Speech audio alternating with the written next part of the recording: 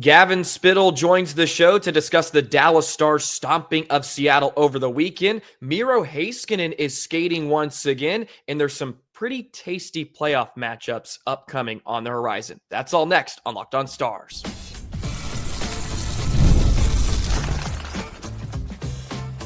You're Locked On Stars, your daily podcast on the Dallas Stars, part of the Locked On Podcast Network, your team every day.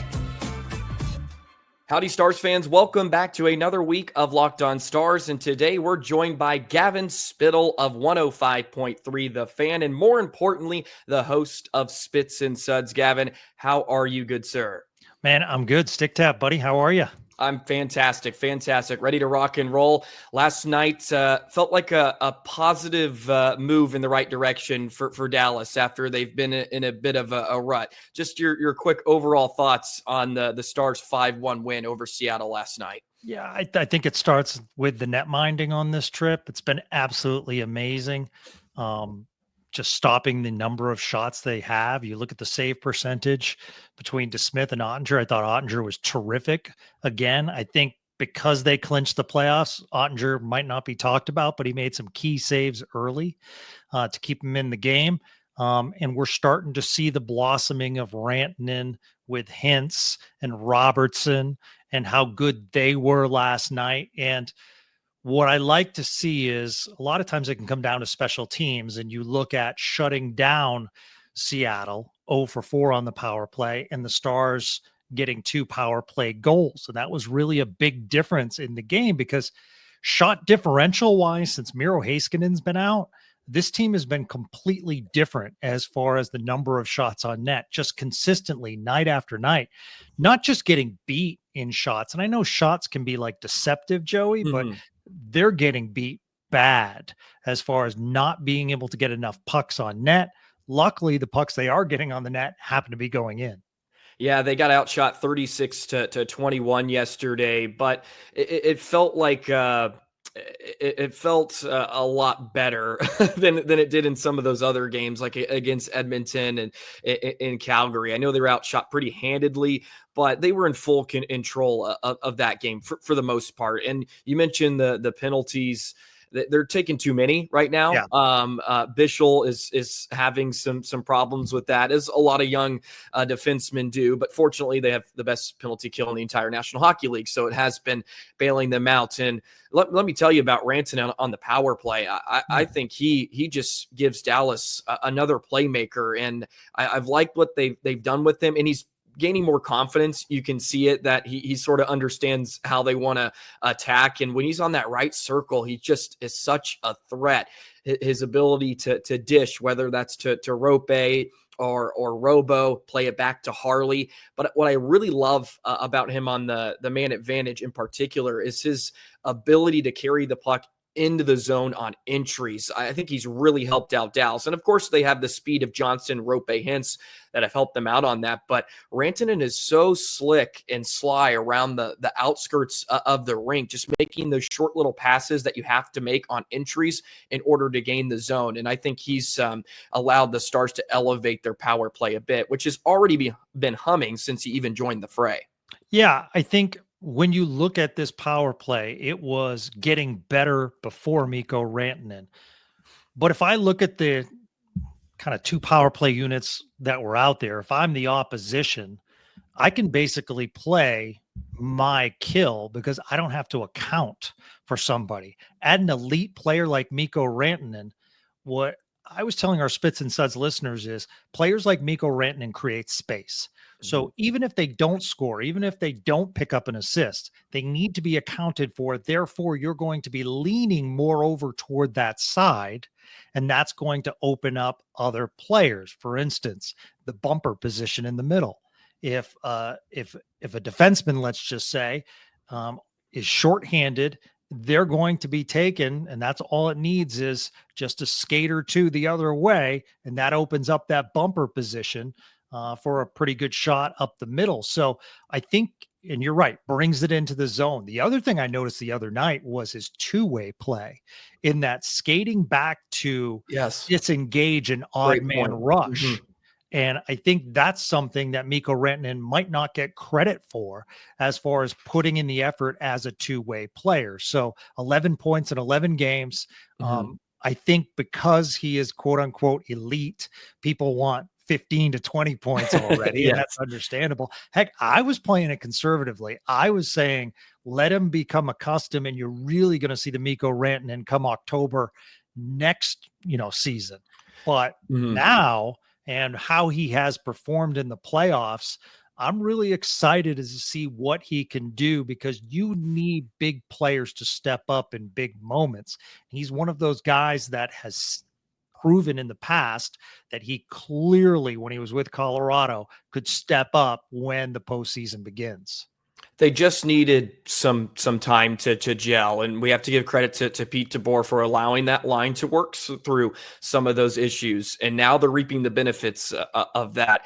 Well, the way Mikko too can just sort of attack his way into the zone at 5-on-5, not just on the power play, is something special. And you mentioned he creates space for other guys like Roope and Robo, who can create space themselves. But Stars have been killing teams on that bumper position too. I think that's been a big part of their turnaround on the power play. Absolutely. They work it down low to that goal line, and it's either Johnston, Roope last night. That was a heck of a goal too. I mean, he's on a strong side. Be able to snap that far side was a beautiful goal against Decor. But yeah, that's a great point. They've been killing teams in that slot area, which is good.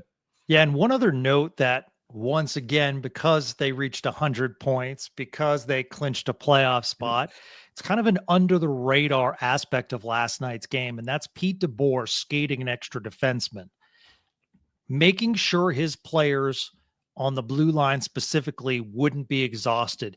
And you look at the minutes of Esa Lindell and Thomas Harley, they're down about 8 to 10 minutes last night. That is a major difference compared to how they've been playing lately. And I think maybe he's concerned with the wear out factor. I think he picked this game for a reason. And not only do they get a little bit more off the ice time, but they don't have to travel. They can go to their hotel rooms. I don't want to say it was a night off, because, they each played about 22 minutes, but it was an easier night for them. And you look, Matt Dumba played 18 minutes last night. So he logged a lot of minutes. So they were really pushing the back half of their blue line to give Lindell, CC to a point, and specifically Harley some rest. Yeah, I'm curious if they feel they sort of have second locked up with what they've done here over the last 2 weeks. And that's the great thing about winning games, even when they haven't been playing their best or picking up points. And maybe they feel, alrighty, we should have this locked up. We should have home ice. Now we can start to dial back some of the minutes on Harley and CC. And of course, this is just a one-game sample size, but maybe it drags out. And of course, we got the news that Miro's skating, so it's anticipation of him coming back. Let's make sure the other 5-6 defensemen are going to be fresh as possible. But what have been your thoughts over the last 2 weeks? I know yesterday was a great 2 points, one of the strongest games over the last, half dozen or so.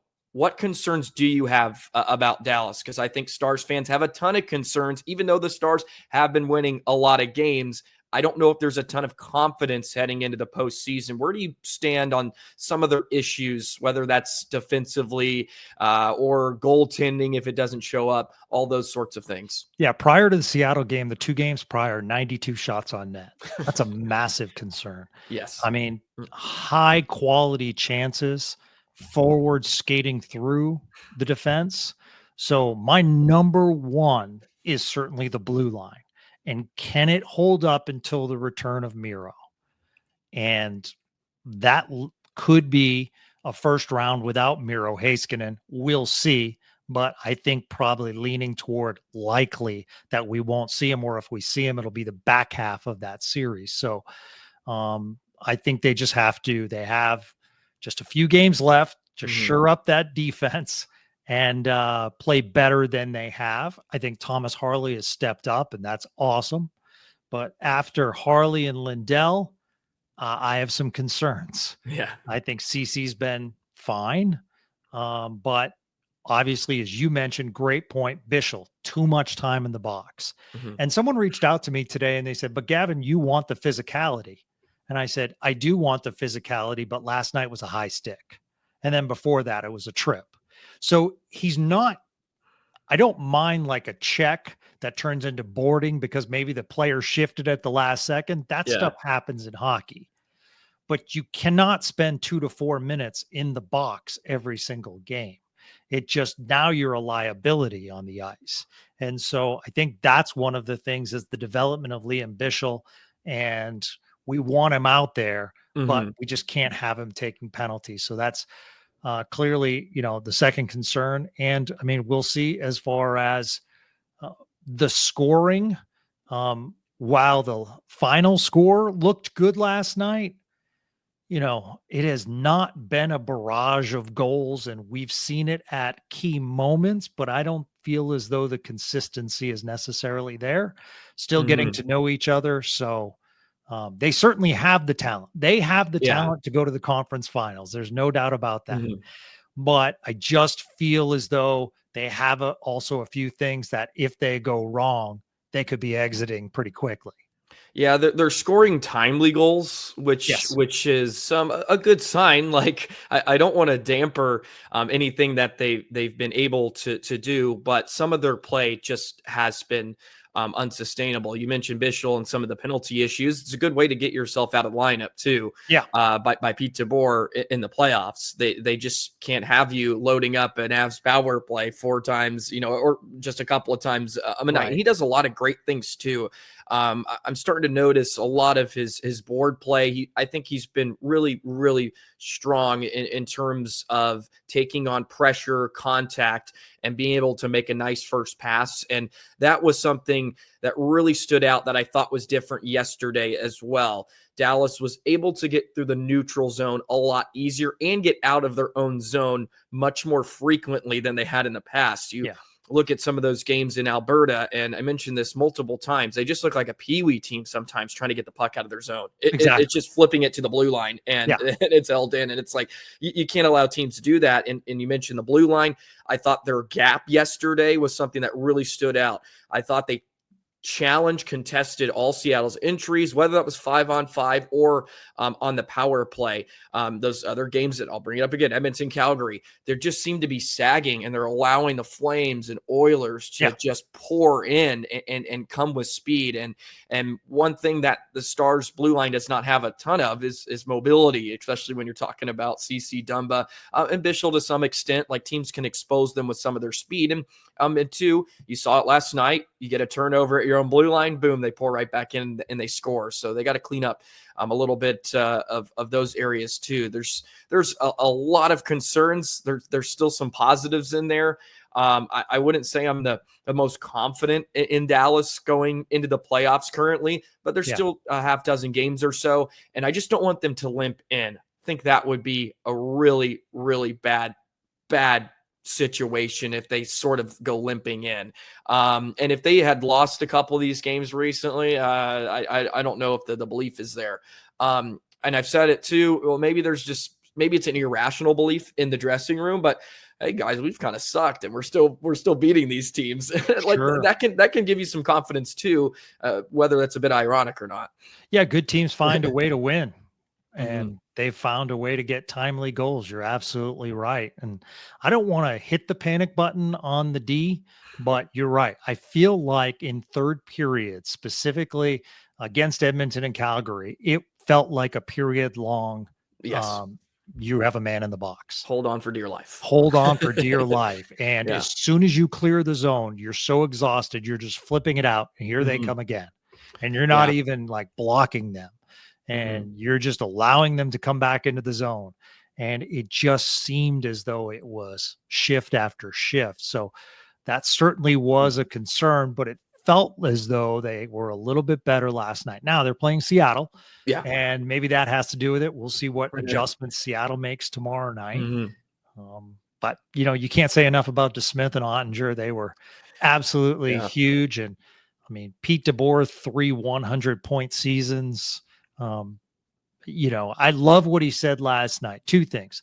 I love that he said, never take it for granted when you make the playoffs. Mhm. I also love that the team just basically went as if it was just 2 points. Yeah. Like they didn't really celebrate. It was just like, okay, Mhm. and they didn't back into the playoffs. They made the playoffs. Mhm. And now they kind of have that Winnipeg carrot dangling above them with that game happening in a couple of weeks. Yeah. So maybe that keeps them tight. Maybe they know because Winnipeg has some tough games coming up. So, that plus they have a game in hand. So I think they'll probably finish number 2. Yeah. But at the same time, maybe that incentive of going after Winnipeg, even though you do get St. Louis most likely, I know. the hottest team in the NHL. Yeah. But I think I'd rather play St. Louis than Winnipeg. Yeah, maybe they can make things interesting, and Winnipeg will seize up for the first time really all season. Gosh, they have just been an absolute wagon for 82 games, which would give me some worry if I'm Jets fans. Like, what happens if we drop game 1, or maybe we go down 2-0 in a series? That may be interesting. Alrighty, I have a big question for you after the break. And it has to involve Miro Heiskanen, and I'm interested and intrigued to hear your answer. So that's coming up in just a moment. Today's episode of Locked On Stars is brought to you by FanDuel. March Madness is here, and FanDuel is giving you the chance to get in on the action like never before. The Final Four is now set right now. New customers can get $200 in bonus bets when your first $5 bet wins. That's 200 extra bucks to use on everything from buzzer beaters to Cinderella stories and even who's cutting down the nets. Not a ton of Cinderella stories this year. I do have to toot my own horn. My Final Four is pretty good. Got 3 out of the 4, so I'm taking that to the bank. Of course, the rest of the bracket is busted, but that's all right. The favorites have done very well this year, and FanDuel allows you to get in on the action. It's simple to use. When you win, you can get paid instantly as well. So visit FanDuel.com. Get in on the college hoops action all tournament long.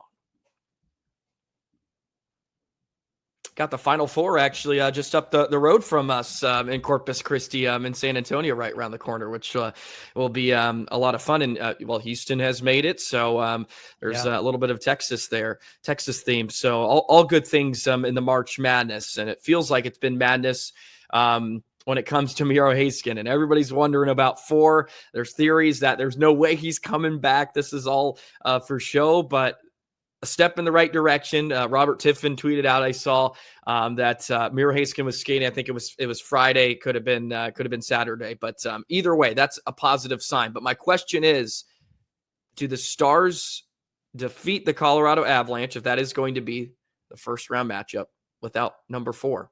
Oh, I want to hear your take. Wow. I thought you were going to ask me, do you play him with Harley or do you separate the two? I think they do play together though. We can dabble into that question as well. But right. Boy, I'm not trying to scapegoat it, but I could see either team moving on. Mm-hmm. I really could. The question is going to be Colorado's goaltending. Even though they improved that area, man, did they were like, I don't even want to call it rebuilding. They were retooling. They got themselves the second line center in Nelson, who can play some center as well as wing. That's a big presence. Mm-hmm. They're just bigger. They're stronger. So that's going to be tough. I want to say Dallas. I'm leaning toward Colorado. I don't think they can win. And I hate to say that. I really do, but I find it really tough. And I say that because of Cale Makar. If Miro's playing, he can be better than Cale Makar. We saw it last season. He outplayed Cale in that playoff series. Big reason why Dallas won. And I know there was some other issues with Nishushkin and they lost Taze for a night, but when you have another number 1 defenseman that can counteract Cale Makar, I just think it's a huge difference maker. And as much as I think the world of Thomas Harley, he can't manipulate and play the game like Miro can. And that's why I don't have a ton of belief that they can beat Colorado without 4. I think they can make it interesting. Look, I think the Stars are going to be tough out. I think the Avs are going to be a tough out. I think it's really similar to last year. I think you could still argue the Stars have better depth up front. The Avs have the better blue line. But if you give me the Stars' best overall player in that series, I'm going to take Dallas. but without him, I wouldn't bet on it, is what I say. But I still believe, like, can they make it interesting? Could they squeak out a win? Yeah, I think so. Like Dallas isn't a terrible team without Miro, but I just think when you have Miro that can counteract somebody like Makar, I think that's I think it's just crucial to beat an Avs team that just is loaded. And McKinnon and him they make a world of difference. So interesting question, Joey. I'm going to Yeah. throw at you. For some reason, we don't talk about this. Not taking Cale Makar, is that a miss? I don't think I can answer this objectively, Gavin. I truly believe that I'm too biased. I would still take Miro Heiskanen. You know what I want to talk about a bit too, to bring it up, since Mikko Rantanen's always called a merchant.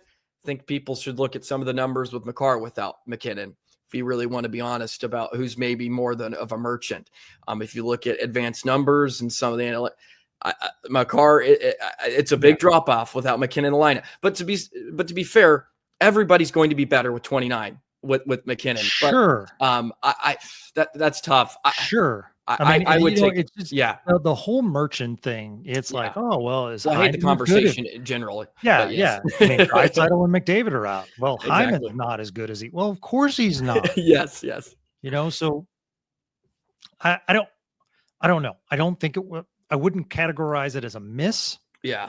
I think one player is really good. I think the other player is generational. Yeah, no, that's fair. I want to see Miro Heiskanen get in the Norris race. Yeah. Well, but to be fair too, he should be. He just doesn't score enough. And like that's just not what that's not what about being a defenseman is, in all honesty. And then look, this is another conversation about they need to do what college hockey does in different conferences. The NCHC, they do an offensive defenseman award, a defenseman, and a defensive defenseman award. And unfortunately, when we maybe look back in another decade or two, when maybe Miro and Makar retires, there's going to be like, okay, this is kind of stupid that Miro never won a Norris. And look, let's be honest, he may never be a finalist. No, he may never be a finalist unless he pops off and has a point per game one year. Yeah, which he could if the power play's really hot. But it's still a disservice to how good Miro Heiskanen is. And you say Makar's generational. I've always argued, I think Miro Heiskanen's a lot closer to Cale Makar than people want to believe, just because he doesn't light up the score sheet. Again, this is me defending Miro because he's my favorite player in the world, and I'll always go to bat for him. So this to me, for Stars fans, Locked On, Spits and Suds, these are third party. We'd love to be affiliated with the Dallas Stars, but the fact that we're having these conversations means that the Stars have gone to another level as far as coverage. And I think that's a beautiful thing. So sometimes if people say like, oh, you're being negative, I'm not being negative. I'm being objective with my opinion. And I think that's something to be excited about, because that wasn't always the case in this town. But with your podcast, with my podcast, with Razor and Heika and, everything going on, there's just a lot of options right now. And that's never a bad thing. I think one of the reasons we talk about Heiskanen, that we both feel as though Colorado can take Dallas, is because Miro would be locked on Nathan McKinnon. Who's going to take McKinnon now?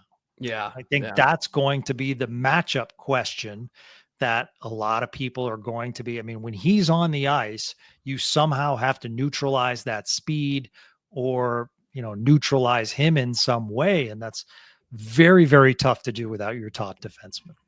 I would love to throw it back to you now. Do you think the Stars would have a cup if they had Makar? Do you think they'd have one by now? Do you think anything would change necessarily in terms of the team's success? Not necessarily. No. Okay. No. I mean, that's a great question. Question. Yeah, if they did take him. Yeah. I personally feel, and people are going to think I'm crazy, but this is why I kind of think Toronto might make a run. And I'm going against history because Toronto never makes a run. But I love the skill and physicality mix that Toronto. Yeah, they finally got it. They finally got like. it. And goaltending is going to be a question. So with the Stars, analytics wise, they test extremely well. I wonder when you have to take that next step, when the rink gets smaller, can your guys come up? Now, I do think if you ask me, will Mikhail Granlund score a big goal? Yes, I do. And I just think he's one of those players that comes up big in big situations. And that's what I love about Rantanen. He has experience doing that. So I don't know. I would like a little bit more physicality. I just don't think, I say that they only allowed one goal, but I just don't know if they can shut down opponents. Yeah. No, I tend to agree, especially contending opponents. Like the Avs are going to have 3 lines that can roll, man. And if Nichushkin stays out of the mess, that's just another guy. Oh yeah, it's going to be a battle, that's for sure. Can't wait for today's title of the video. Gavin Spittle says Dallas Stars should not have drafted Miro Heiskanen. There it is. With my clickbait. I'm the only one that's asking the question, and I feel bad asking that, I'm not trying to be it's fair. For prospective Stars fans, this is a guy that has been season ticket holder for 20 years and just gave it up because of the podcast. Like, I have been giving the Stars money for all these years. Nothing would make me happier on a personal and professional level, but I was just thinking about it. And then I just related maybe to an NFL draft where the Cowboys select Tyron Smith, the Houston Texans select JJ Watt. Who got the better? I don't know, because they both are amazing and they're both going to be Hall of Famers. So I think we're looking at potentially 2 Hall of Famers. I was just throwing it out there. I love it. No, hey, there's nothing wrong with that. That's for sure. And it got my wheels turning. That's for sure. So, well, you touched on Toronto, and boy, who knows what the first round playoff matchup is going to be there in the Atlantic. There's a lot of juicy matchups, whatever it is. So let's discuss some of those. We can take a look, of course, Colorado and Dallas some more. I know we touched on it a bit, but let's get a bit more NHL talk as a whole. We'll do that in just a moment.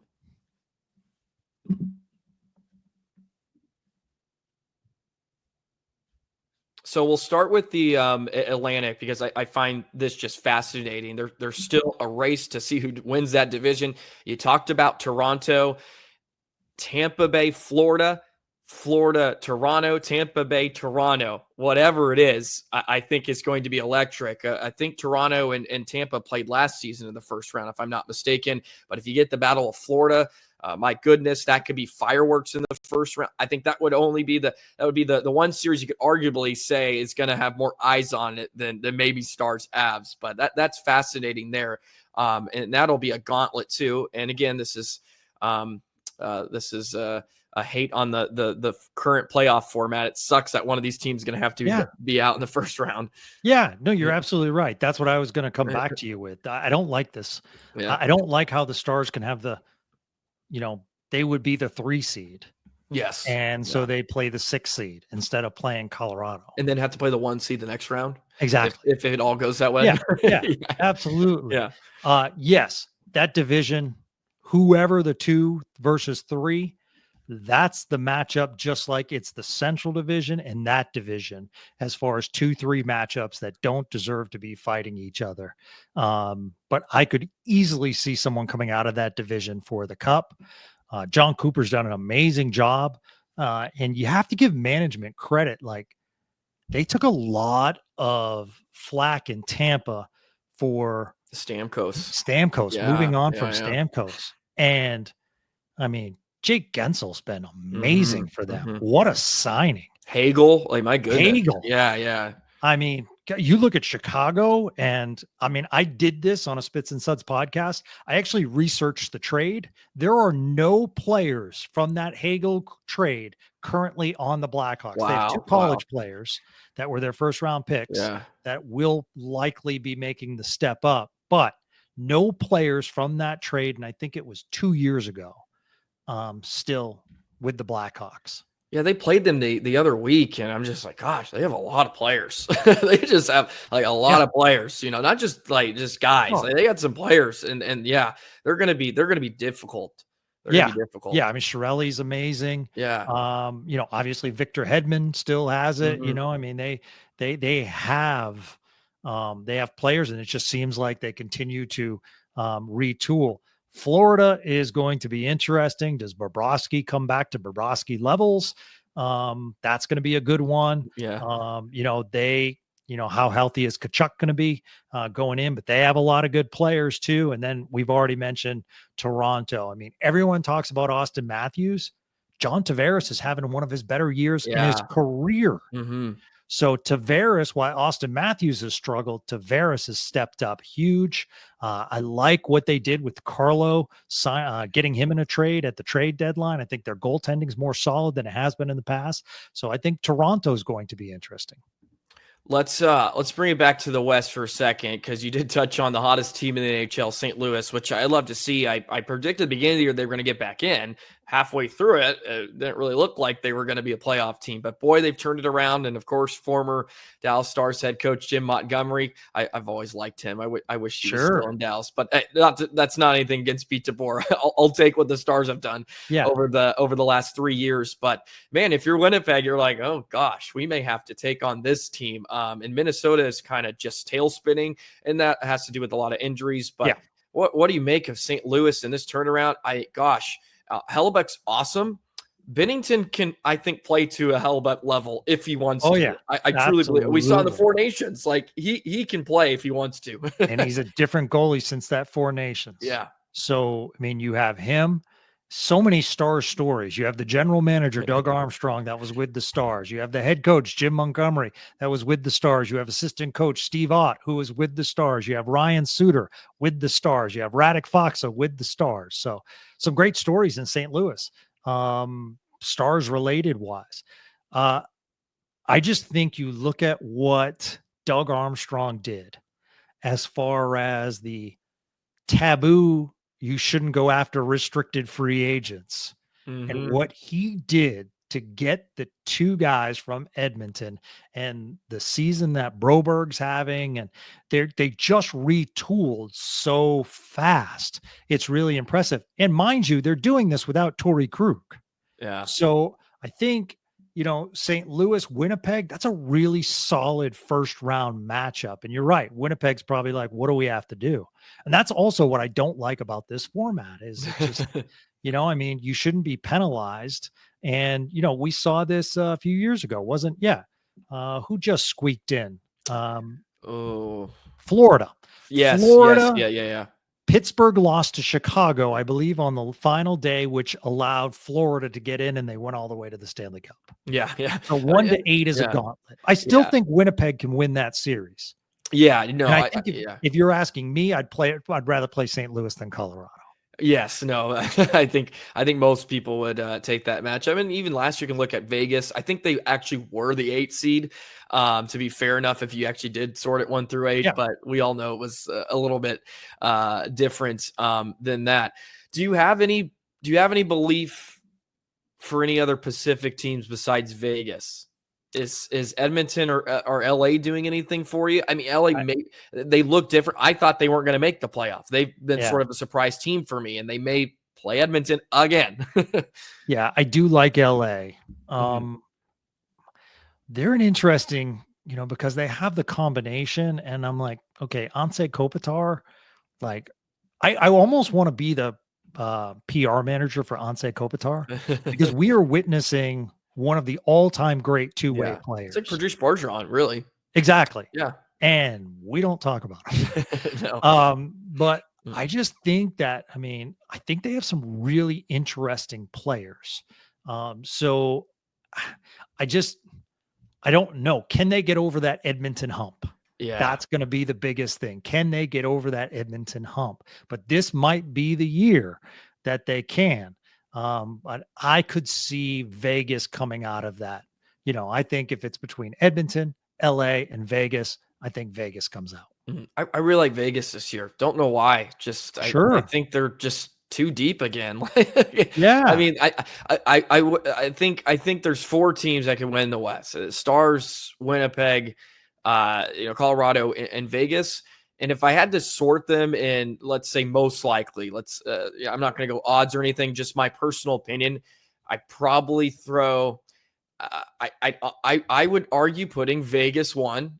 I really would. I think I could go Vegas, Dallas, Winnipeg, Colorado, and maybe that's backwards. But I just think that could be that could be a gauntlet of a West. And I don't know. Winnipeg, of course, you still have issues like, can they do it?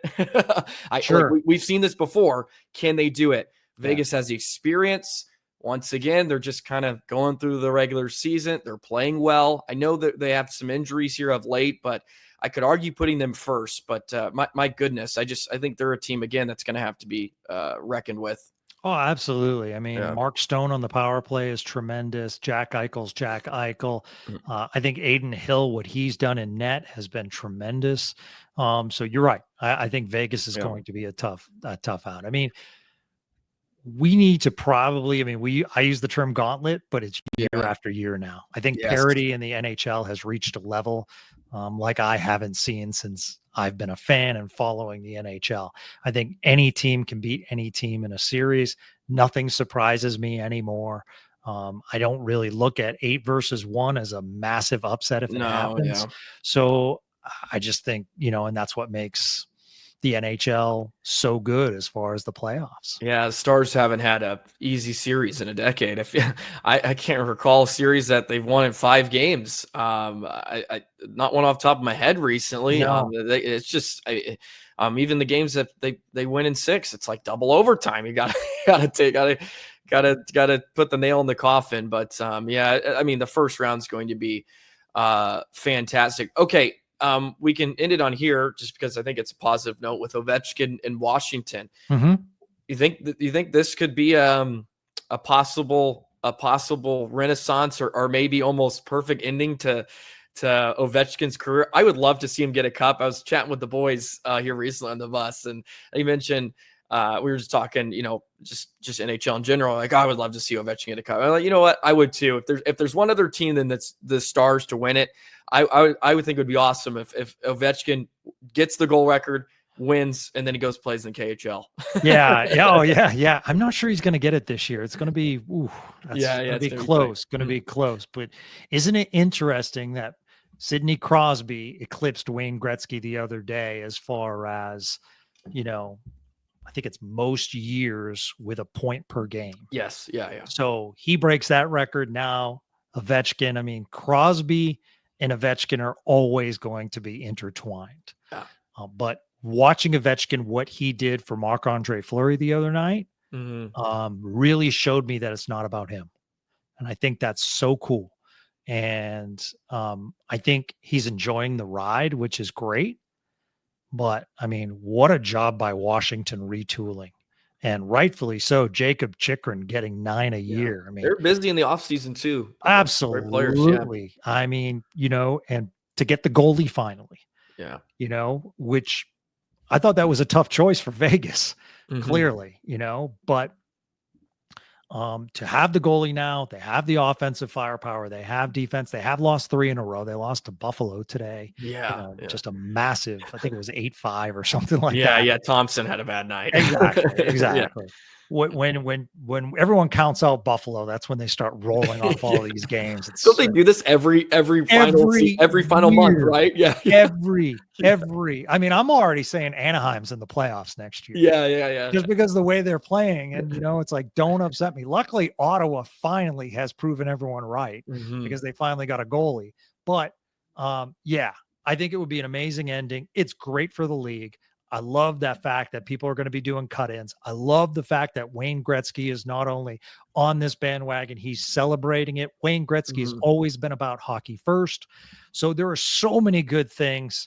And you're right. It would be an amazing ending for him. It goes back to another argument that I have, Joey, not only about the playoffs, but why can't we count postseason numbers? Okay. Yeah. Just understand overall. Yeah. When you look at career statistics, and then some of these guys are playing, I don't know, 150, 200 games in the Yeah. playoffs. I've never even really heard this argument, but it's great. Well, no, you mentioned, because I've always thought about it when they bring up career numbers. I'm like, well, it does exclude like these playoff numbers, Yeah. like Pavelski. How many games did he play in the postseason? Huge amount. Yeah. So I mean, that's a lot of goals that you could add, and why, just because it feels like it's just an extra, and we always like playoffs are the most important. That's like, we talk about Rantanen. Like, we love his numbers in the regular season, but he's like a point per game in the playoffs. Like, that's why you go out and get players like him. So that's a great point. Yeah. I mean, I think the hockey playoffs this year, coming off the momentum of the Four Nations, absolutely loving that ratings are up. People are filling the seats. This is a great time to be a hockey fan. Not just that, but the Frozen Four coming up, like college hockey right now. There's a buzz about it. And that's absolutely terrific. I mean, I'm online and saying, yeah, Minnesota, boy, they got screwed the other night against UMass. Like, I mean, I'm in. So I think that's terrific. And, I think hockey in general is gaining a lot of momentum. The salary cap with a big increase after this year. It seems as though the players union and Gary Bettman are getting along well. We're talking about expansion. So this is all great. And it's going to be, I'm so excited. And how can you not root for Alex Ovechkin to make the Stanley Cup Finals? No, absolutely. Absolutely. That would be something. The grade 8 making a run. By the way, to your Gophers comment, boo-hoo. Could care less if the Gophers get in or not. Can't stand them. Oh, by the way, as we're recording this, Denver's up 2-0. Shocker, Denver's going to beat BC. There's a lot of time left, but I'm an NCHC biased stand, so those East Coast teams never. But there's going to be one number 1 seed that gets into the Frozen Four. Because that would be Western. I think all the other ones have been knocked off, which is remarkable. But it also shows the growth of the game. A lot of these teams are good, like Penn State.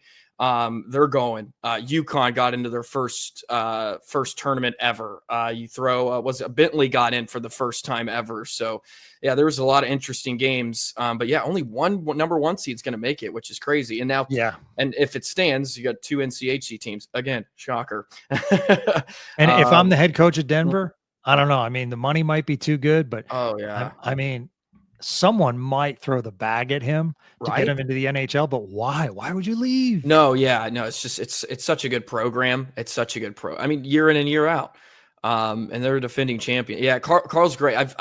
I've had the chance to actually talk to him personally just because of my time in college, and I've done some NCHC stuff and where I've run into him. And yeah, I mean, it just could not be a really better human being. And obviously he's one heck of a hockey coach. But Monty sort of had that conversation too before he left. It's like, well, why, we just won a national championship. Why would you leave? But I think he had aspirations to move on to that point, but yeah, David Carl is something. So no, it's a great time to be a hockey fan in general. That is for sure. Frozen Four will be a lot of fun. Playoffs in a couple of weeks. I think all Stars fans are just ready for it to start. I already have nerves thinking about game 1 against the Avs. I can already feel my stomach turning a bit. And I'm not going to be able to eat during the game and all that good feeling, but that means it matters. So that's always. I'll just say this, Joey, like, as a Stars fan, like, if you want to be disappointed if they get knocked out, totally cool. But what I said on Spits and Suds, please don't go after Pete DeBoer. Yeah, we got it. The guy through the injuries this year puts up another 100-point campaign. I mean, if they lose to Colorado, they lose to Colorado. It happens. What's the biggest overreaction if they do lose? DeBoer, or is it going to be Otter? Oh wow, Otter.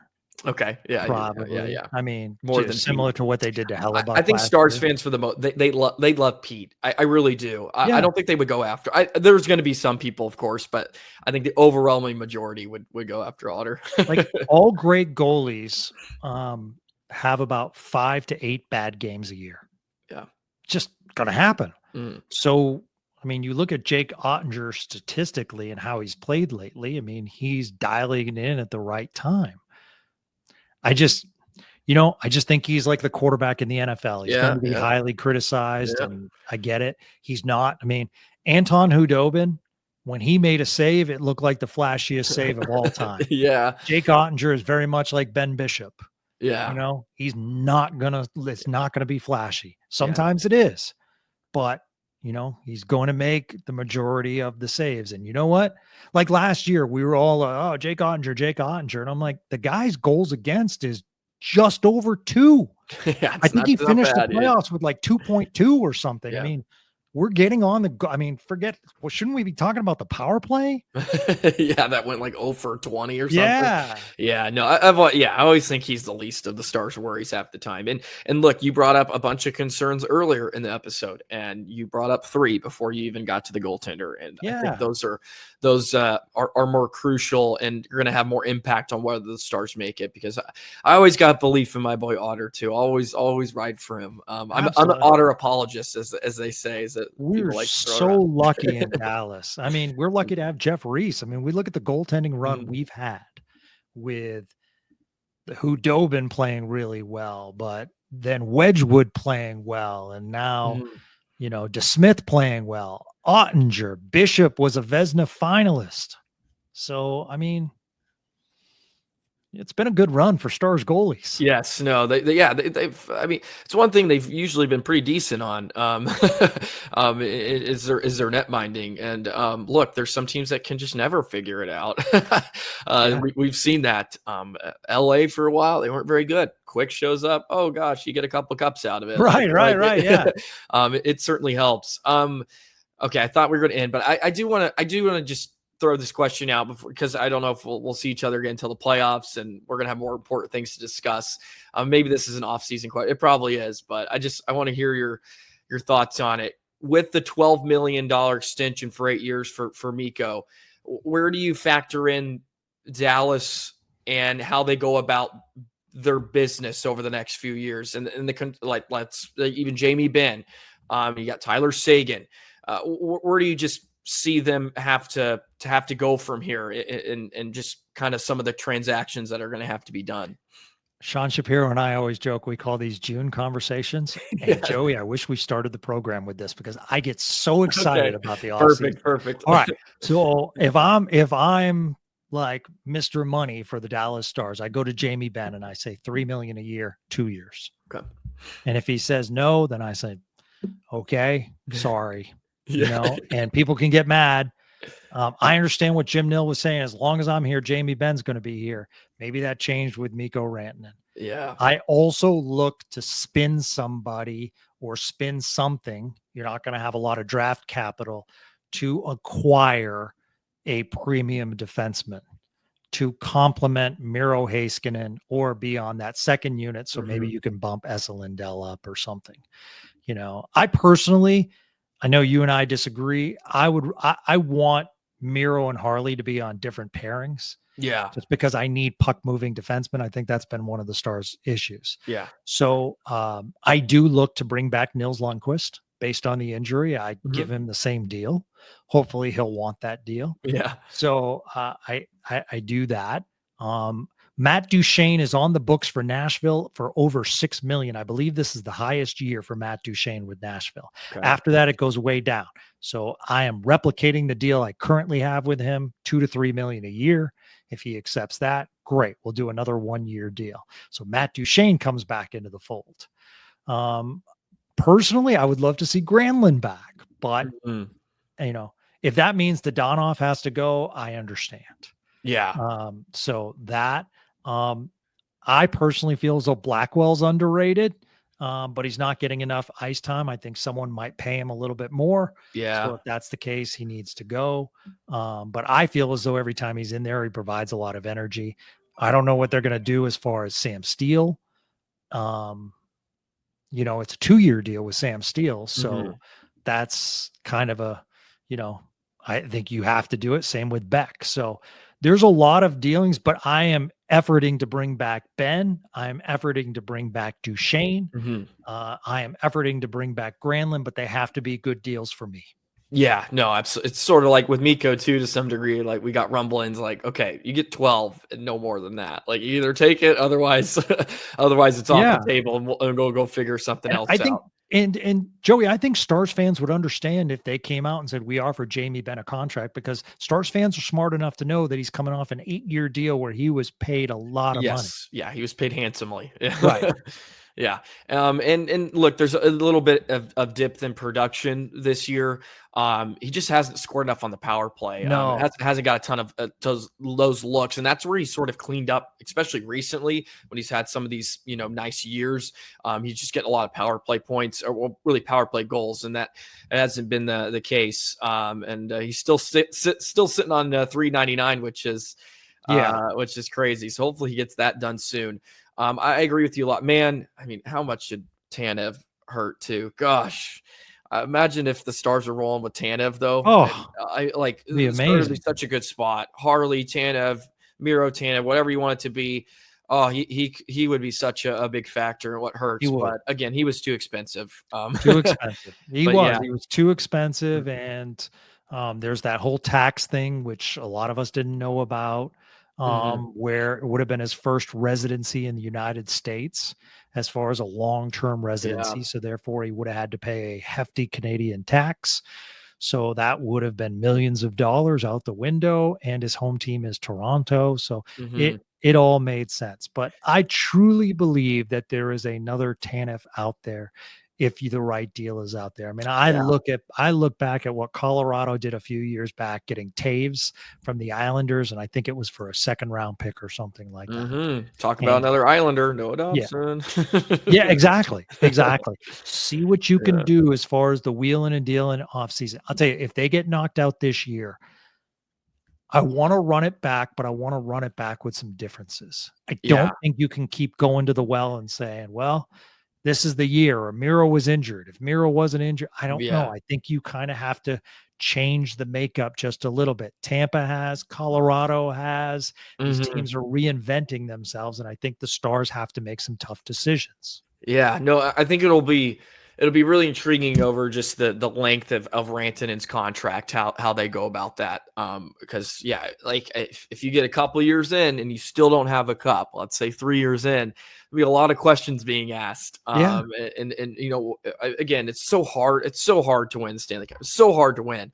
But if you're not consistently, like if you're not getting to the Western Conference Final, maybe you're out in round one, whether it's this year and next. There's gonna be a lot of hard questions. How do you retool? How do you get back to that level? So no, I think that's that'll be an intriguing thing over the next decade here in Dallas about how the Stars go about that. The good thing is, but I think we have to give credit to Jim Nill for he took a swing this year. Yeah. Because there's a lot of people, well, he'll never go and make that big deal, never go out and take that huge swing. And this year he did. And I know like Tanev was a big swing, but the money wise really made sense there. I mean, like that was incredible how he got that job done. But like he put the money where the mouth was with Rantanen to get him here. So he had a chance to get an elite player, and he did. Yeah, and I'm not complaining about it. No, he's a lot of fun to watch. He's a lot of fun to watch. He's amazing. Like that. I mean, you have really, really good players, but not as good as Roope Hintz is. He wasn't elite. Yeah. As good as Jason Robertson was, he's not elite. Mikko Rantanen's elite. I mean, we're talking top 10 in the league. Yeah. No, I do not disagree. Abs and Canes fans may say differently, but I think us in Starsland are just happy with what transpired about a few weeks ago. Well, Gavin, that was great stuff. Went for about an hour, which is good. I appreciate you hopping on. Thank you for all you do for Stars content, man. People love Spits and Suds, as they should. You get on great voices, just great people overall. So give your platform a shout out, and maybe any future guests you have here in the workings maybe soon. I would love to hear. Yeah, thanks, man. So we're very fortunate, and whether it's Robert Tiffin, who you mentioned, Sean Shapiro, David Castillo, they all write for D Magazine. Or if it's did a great interview this past week with Allie Simpson, Frisco native. She's with the New York Sirens of the PWHL. We've had Hannah Bilka on from the PWHL. She's out of Capel, Texas. So, trying to do as many interviews as possible. You've been great for I think you and I love talking with you. I appreciate that. So it's like, I mean, I like the perspectives of others, and I love being able to throw something up and just say, hey, I saw this. What are your thoughts? Yeah. And get different perspectives. And that's what I love. And we started the podcast to grow the great game of hockey. It was very simple. Grow the great game of hockey. And that's why I have other people other than just stars. I try to talk NHL. I try to go around the league. Former players come on because I love hearing the stories. So that's what we try to do. We try to be on after every single game with a quick recap. So, and we try to have fun as well, because that's the goal is to have fun too. Especially over 82 games. You can't be mad all the time. You can't overreact on a Tuesday night. Sometimes you just gotta right. There are these trips where you're just like, really, Seattle on a Monday night starting at 9. Okay, that's gonna be wonderful. That'll be fun. Yeah, it'll be if awesome. It starts at 9. It's crazy. ESPN, well, TNT really. Yeah. It's funny because I know you've been trying to get on the North American Hockey League commissioner, but I know you've reached out, and I hated myself because he actually came to Corpus the other week, and I interviewed him during the intermission, and I totally forgot to give you a shout out and to get you his contact info. I was like, crap, I need to do that. But now that he knows me, and the interview went like swimmingly, as perfectly as I could have thought. So I think he enjoyed some of my questions, and maybe I can. I'm gonna have to reach out personally on an email and see if I can get you his info, because I would love for you to chat with him too, just because the expansion the league's going through. There's just a lot of stuff, and they're located in Dallas too. So, absolutely. Yeah. And you're director of officiating for your league. Yeah. How did that go, by the way? So good. What those? Yeah. Oh, amazing. Absolutely amazing. Candid. Talked about parents. Oh, yeah. And how to handle that situation in the NAHL. Yeah, absolutely. Yeah. Talking about why calls are made. Do they even up calls? It was fascinating. I mean, I love people's stories. And the story he told of being a referee in front of Vladimir Putin for the World Juniors and looking up there, and they're watching him as Vladimir Putin, things like that. I mean, like actually enter their mind why they're doing their job. Yeah. Like having to go through massive security checks to get into the arena. Yeah. So different aspects like maybe I shouldn't call this tripping. I know. Absolutely. So, I mean, I love the stories. I'm fascinated by the stories. I love when people say, no one's asked me that before. Absolutely love going through EP ringside on some of the former players. Yeah. Like, Rich Peverly, for instance, who's high up in the Stars organization, way back. Even before juniors, he played 2 games as a kid with Rick Nash. Wow. Okay. 2 games? It's just like an all-star tournament, maybe, that they just got thrown together or something? Yeah. No, he just joined the team late. Okay. Yeah. So I asked him about it, and he started laughing. He goes, "You're the 3rd person in my life that's asked me about that." And like, I don't know. I was like stick tapping myself. I was so excited, That's good research by you.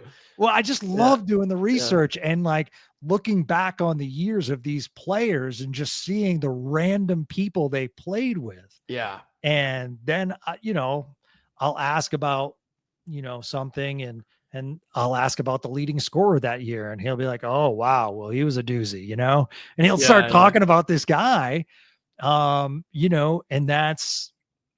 that's amazing to me.